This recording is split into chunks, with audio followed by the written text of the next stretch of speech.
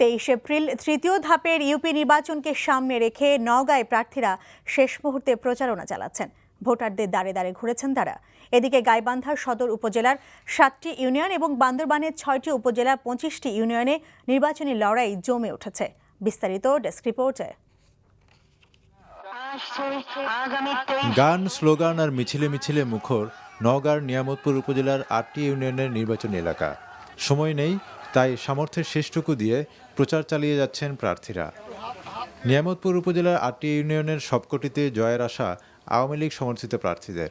অপরদিকে ক্ষমতাসীনদের প্রভাব এবং আচরণবিধি লঙ্ঘনের অভিযোগ করেছেন বিএনপির প্রার্থীরা। তারা এলাকায় আচরণবিধি লঙ্ঘন করে বিভিন্ন প্রতিশ্রুতি দিয়ে মানুষের কাছে চাপ সৃষ্টি করা হচ্ছে।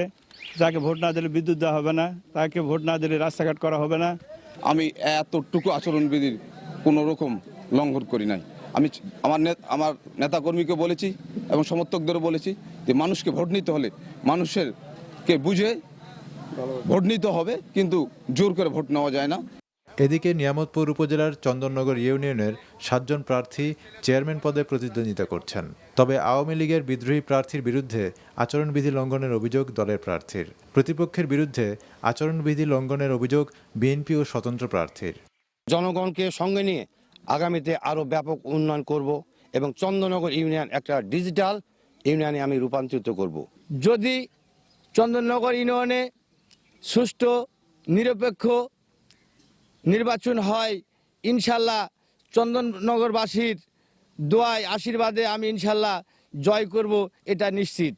বর্তমান এমপি সাহেব ওনার তো এখানে আসার কথা নয়, ওনার তো থাকার কথা নয়। নির্বাচন প্রচারণা উনি চালায় যাচ্ছেন।